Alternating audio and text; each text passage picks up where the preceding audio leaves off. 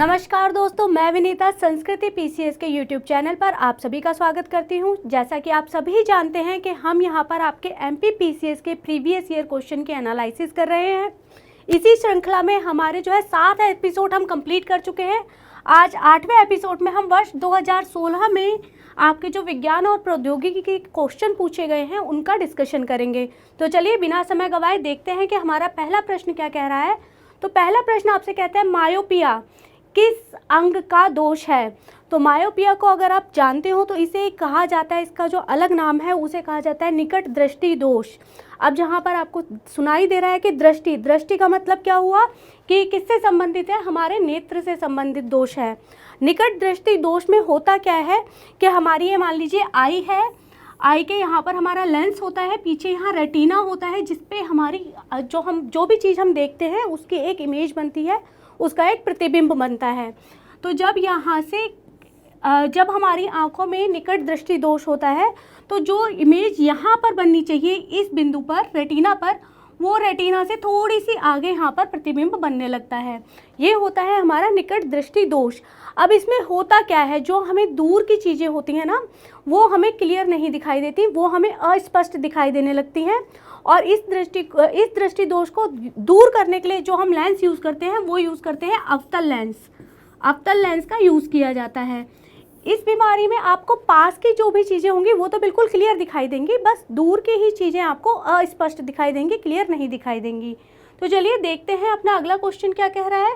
अगला क्वेश्चन कहता है, निम्नलिखित में से कौन सी एक ऊष्मा की इकाई नहीं है। तो देखिए यहाँ पे आपको ऑप्शन दिए गए हैं, कैलोरी, किलो जूल। देखो कैलोरी और किलो कैलोरी दोनों ऐसी यूनिट हो गई जो एक ही यूनिट है, उसी का किलो में ले जाके आपको बताया गया है। इन दोनों को अगर आप देखें तो आपको ये समझ में आ रहा है कि ये किसी एक ही चीज़ की यूनिट होंगी, तो ये दोनों तो ऑप्शन में रहेंगे, यानी कि ये इसकी यूनिट रहेगी। अब यहाँ पर देखो आपको दिया गया है वॉट, ठीक है। वॉट जो होता है, वॉट हमारी जो है ऊष्मा की यूनिट नहीं होती, ऊष्मा की ऐसा यूनिट नहीं होती। वॉट जो है यूनिट होती है हमारी पावर की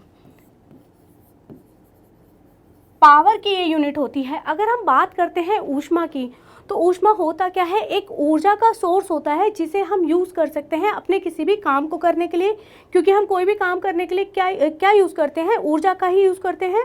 और हम जानते हैं कि ऊर्जा जो है ना तो ख़त्म होती है ना ही क्रिएट होती है, सिर्फ एक फॉर्म से अनदर फॉर्म में चेंज होती है।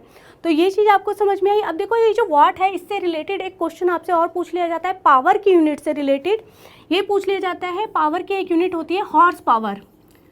तो आपसे ये क्वेश्चन पूछ लिया जाता है कि एक हॉर्स पावर कितने वाट के बराबर होती है। तो ये आप लोग नोट डाउन कर लीजिए कि 1 हॉर्स पावर बराबर होती है हमारी 746 वाट के बराबर।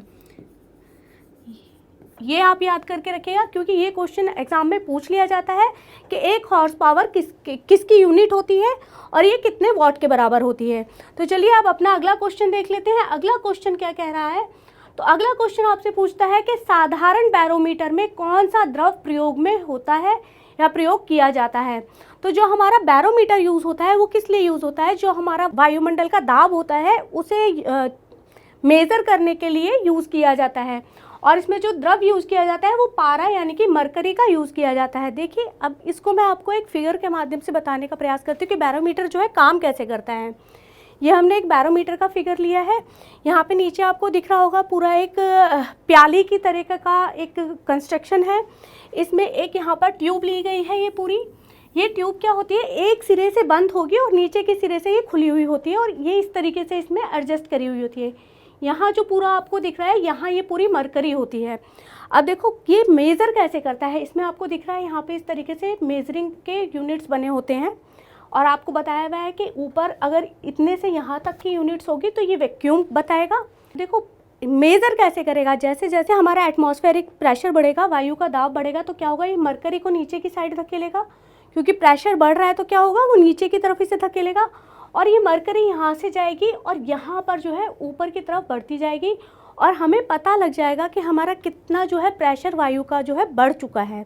तो ये मैंने यहाँ पे आपको शॉर्ट में जो है बैरोमीटर की पूरी वर्किंग समझाने का प्रयास किया है। आगे देखते हैं हमारा अगला क्वेश्चन क्या कह रहा है हमसे। अगला क्वेश्चन कहता है कि मानव शरीर में सबसे बड़ी ग्रंथि है। तो हमारा जो शरीर है, हमारे शरीर में सबसे बड़ी ग्रंथि कौन सी होती है?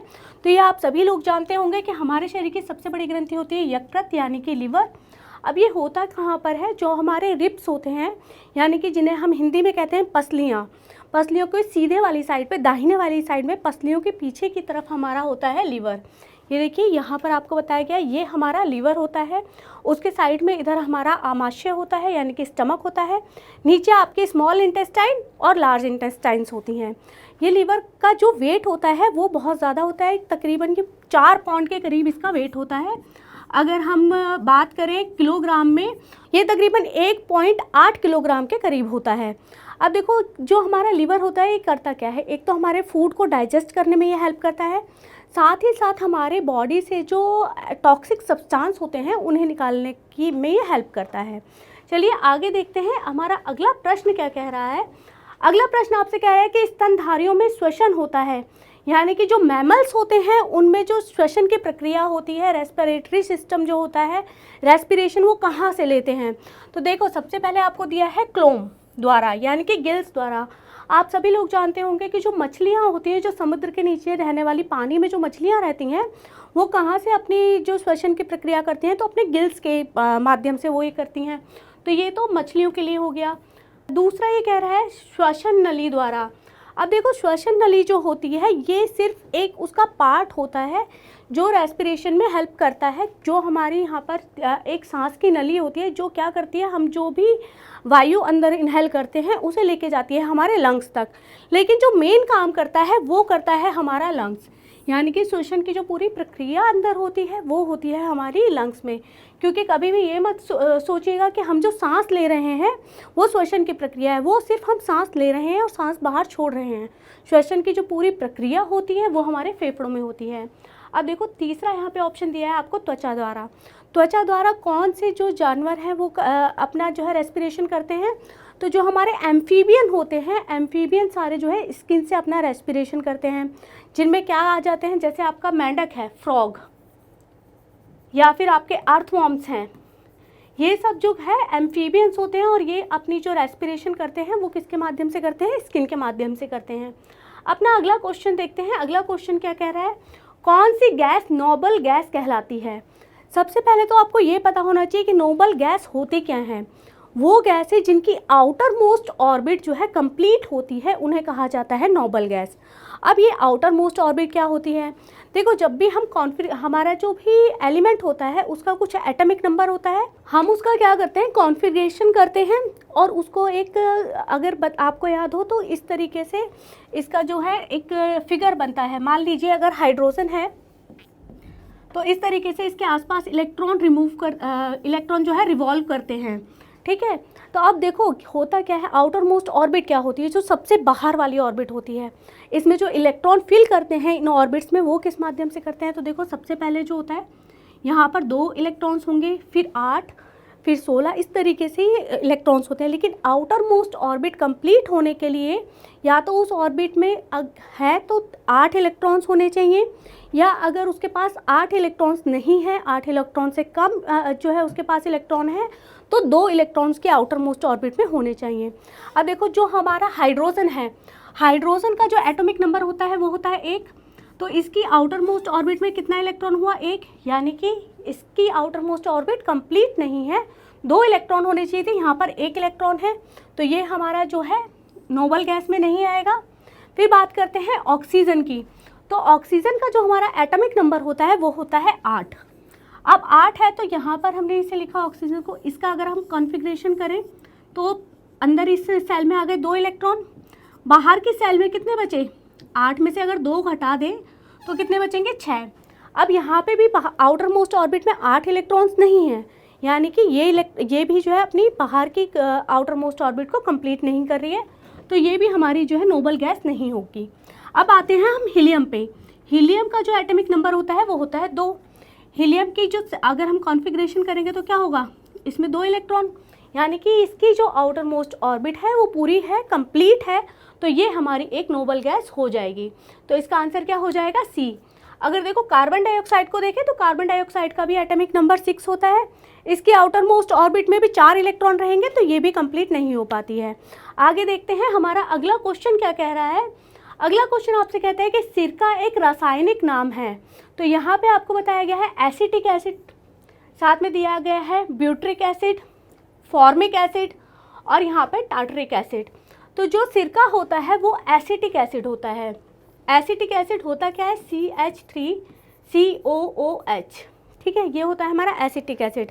अब बात करते हैं हम दूसरे ऑप्शंस के बारे में। तो जो हमारा ब्यूट्रिक एसिड होता है, ये क्या होता है कि ये छोटी छोटी चेन्स होती हैं फैटी एसिड्स की, ठीक है, जिन्हें हम ये कहते हैं कि ईस्टर्स ऑफ एनिमल फैट्स होते हैं, ठीक। ब्यूट्रिक एसिड क्या होता है, CH3CH2CH2COOH। देखो जहाँ पर भी COOH लगा हुआ हो किसी भी एक केमिकल रिएक्शन के जो होती हैं, तो वो आप समझ लीजिए कि ये जो है ये एसिड है। COOH जो होता है एसिड का एक फॉर्म होता है। अब देखो फॉर्मिक एसिड, फॉर्मिक एसिड क्या होता है, फॉर्मिक एसिड हमारा होता है जो हम आप देखते होंगे कि मधुमक्खी होती है, मधुमक्खी आपको काट ले तो क्या होता है, बहुत ज़्यादा रेडनेस हो जाती है, इचिंग हो जाती है। सेम होता है जब चींटी काट लेती है, लाल वाली जो चींटियाँ होती हैं वो अगर काट ले तो उनके डंक में होता है हमारा फॉर्मिक एसिड। फॉर्मिक एसिड का फॉर्मूला क्या होता है, HCOOH। इतना आपको समझ में आया। अब देखिए चौथा बचा हमारा टार्टरिक एसिड। टार्टरिक एसिड आपने सुना होगा इमली, जो ये है प्राकृतिक रूप में पाया जाता है, इमली में होगा, आपका ग्रेप्स में होगा और साथ ही साथ केले में भी कुछ हद तक ये पाया जाता है। इसका फॉर्मूला क्या होता है, H6O6, ये इसका केमिकल फार्मूला होता है। अब देखिए अगला क्वेश्चन देखते हैं। अगला क्वेश्चन आपसे क्या कह रहा है, तो अगला क्वेश्चन कहता है पाश्चुरीकरण संबंधित है। आप सभी जानते हैं जो हम दूध पॉलीपैक्ड वाला जो दूध लेते हैं वो पाश्चुरीकृत होता है। तो यहाँ ये जो होता है उसका स्टरलाइजेशन किया जाता है। दूध का स्टरलाइजेशन की प्रोसेस में किया क्या जाता है, दूध को एक सॉलिड बड़े कंटेनर में जो कि सील्ड होता है, पैक्ड होता है, उसके अंदर गर्म किया जाता है। कितने टेम्परेचर पर, तो 115 डिग्री सेल्सियस के टेम्परेचर पर उसे तकरीबन 15 मिनट तक, 10 से 15 मिनट तक उसे उसमें गर्म किया जाता है और फिर उसके बाद उसे जो है इस तरीके से पैक्ड किया जाता है ताकि दूध में जो है किसी भी तरीके का बैक्टीरिया ना रहे और वो ख़राब होने की जो प्रोसेस है उसकी वो कम हो जाए, निम्न हो जाए। तो इसका क्या होगा, स्टरलाइजेशन ऑफ मिल्क को कहा जाता है पाश्चुरीकृत।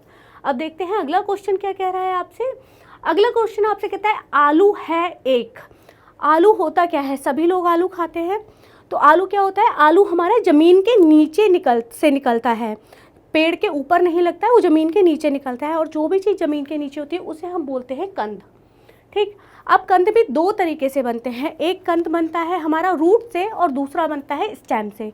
जो हमारा आलू होता है, अगर मान लो कभी आपके कुछ पेपर में ये ना लिखा हुआ है मूल फल कंद शकलकंद, तो आपके में लिखा हुआ दे दे कि ये फूल होती है, पत्ती होता है, तना होता है, क्या होता है, तो वहाँ पर आप इसका जो आंसर लगा के आएंगे वो लगा के आएंगे तना। आलू जो है एक तने से जो है कंद के रूप में कन्वर्टेड होता है, तो इसे ये भी कहा जा सकता है कि ये पौधे का कौन सा पार्ट होता है, तो ये तना होता है।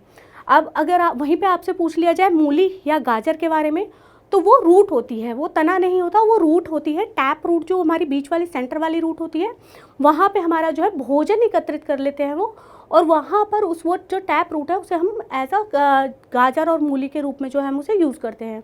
तो अगर गाजर मूली आता है तो वो जो है जड़ होती है, लेकिन अगर आलू के लिए पूछे तो आलू आप लिखेंगे वहाँ पर तना होता है। कभी भी आप जड़ मत लिख के आइएगा, आपका आंसर जो है गलत हो जाएगा।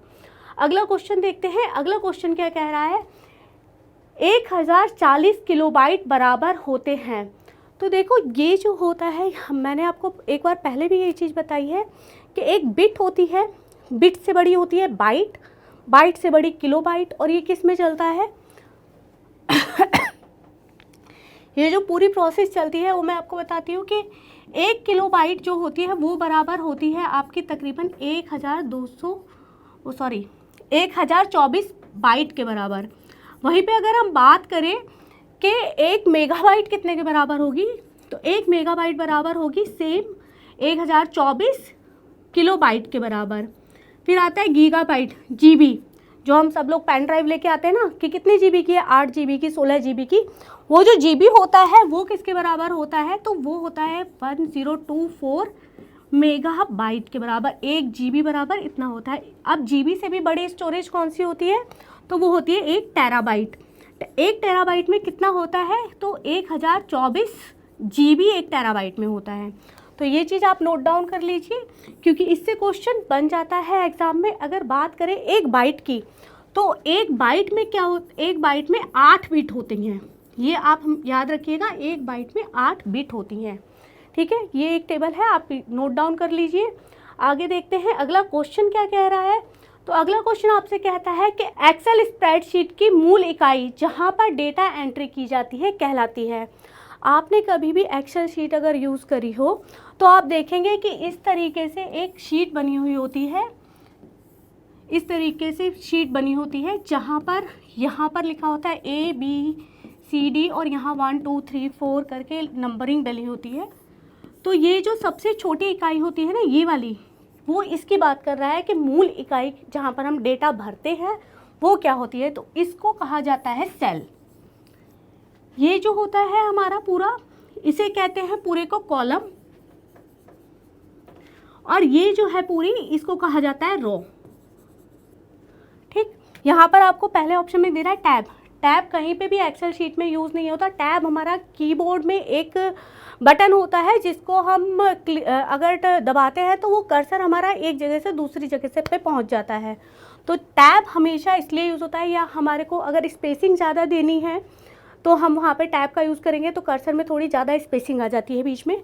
तो इसका आंसर क्या होगा, सी। अगला क्वेश्चन देखते हैं, अगला क्वेश्चन क्या कह रहा है। तो अगला क्वेश्चन आपसे कह रहा है गूगल ने किस वेब ब्राउज़र को विकसित किया था। आप सभी गूगल यूज़ करते हैं, गूगल पे आप अपने लिए जो भी चीज़ें हैं वो सर्च करते हैं, तो क्या देखते हैं उसमें, गूगल क्रोम। तो जो गूगल का क्रोम है वो इसका जो है वेब ब्राउज़र है, तो यहाँ क्या आ जाएगा, क्रोम इसका आंसर हो जाएगा। बाकी बात कर लेते हैं, इंटरनेट एक्सप्लोरर जो है ये हमारा माइक्रोसॉफ्ट का वेब ब्राउज़र है। ये माइक्रोसॉफ्ट का वेब ब्राउज़र है, ये माइक्रोसॉफ्ट का वेब ब्राउज़र है। और वहीं पे बात करें अगर हम फायरफॉक्स की, तो फायरफॉक्स किसका वेब ब्राउज़र है, फायरफॉक्स जो है हमारा मोज़िला का ब्राउज़र है। अगर तीसरा जो हमारा ऑप्शन दिया है, तीसरा ऑप्शन दिया है सफारी। सफारी किसका ब्राउज़र है, तो सफारी हमारा एप्पल का ब्राउज़र है। तो ये सारे आपको समझ में आया कि कौन सा ब्राउज़र किसका है, क्योंकि अभी इसने पूछा है सिर्फ गूगल के लिए पूछा है। आपसे एग्जाम में दूसरों के लिए भी पूछ सकता है। कल को मान लो इंटरनेट एक्सप्लोरर दे के आपसे पूछ ले कि किसका वेब ब्राउज़र है, किसने इसे बनाया, तो आपको पता होना चाहिए कि माइक्रोसॉफ्ट ने इसको जो है डेवलप किया था। आगे देखते हैं अगला क्वेश्चन क्या कह रहा है, विप्रो कंपनी के प्रमुख कौन हैं। तो यहाँ पे आप देखिए अजीम प्रेमजी जो है वो विप्रो कंपनी के जो है प्रमुख हैं। 1979 में इन्होंने जो है कंप्यूटर की दुनिया में पहला कदम रखा था। इन्होंने कंप्यूटर बनाने स्टार्ट किए थे और बहुत जल्दी ही इन्होंने विप्रो कंपनी के CEO बन गए। और विप्रो जो है सबसे बड़ी कंप्यूटर बनाने वाली जो है आज के टाइम पे कंपनी है। और यहाँ पर देखो रतन टाटा को आप सभी जानते हैं, टाटा ग्रुप ऑफ कंपनीज़ के जो है CEO रहे हैं। अगर बात करें अनिल अंबानी की, तो रिलायंस ग्रुप के जो है चेयरमैन या CEO जिन्हें कहते हैं कि अनिल अंबानी हैं। आदित्य बिरला ग्रुप के चेयरमैन हैं, वो हैं आदित्य बिरला। तो ये चीज़ें आपको समझ में आए। अगला क्वेश्चन देखते हैं, अगला क्वेश्चन क्या कह रहा है।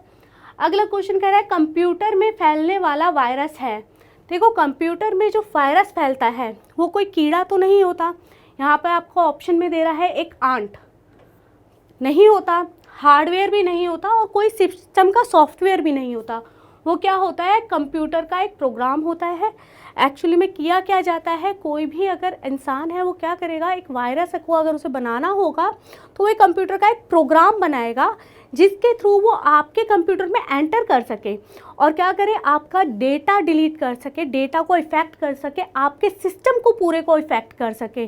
तो ये जो है एक प्रोग्राम होता है, ना कि सॉफ्टवेयर। सॉफ्टवेयर क्या करते हैं, हम आप अलग अलग सॉफ्टवेयर्स लेके आते हैं। जैसे अगर मैं बात करूँ आपसे, MS वर्ड का आप सॉफ्टवेयर लेके आते हैं तो उस सॉफ्टवेयर पे आप अपना वर्क कर सकते हैं। आप MS वर्ड पे फाइल बना सकते हैं, MS की एक्सेल शीट्स बना सकते हैं। तो ये आपका एक सॉफ्टवेयर होता है जो आपको काम करने के लिए एक प्लेटफॉर्म प्रोवाइड करता है।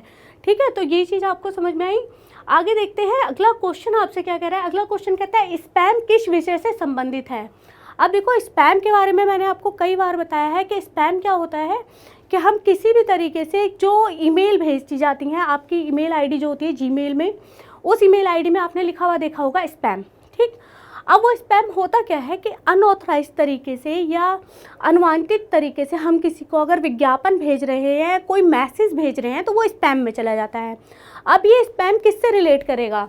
क्या आपका संगीत से रिलेट करता है स्पैम? नहीं करेगा। खेल से रिलेट करता है? नहीं करेगा।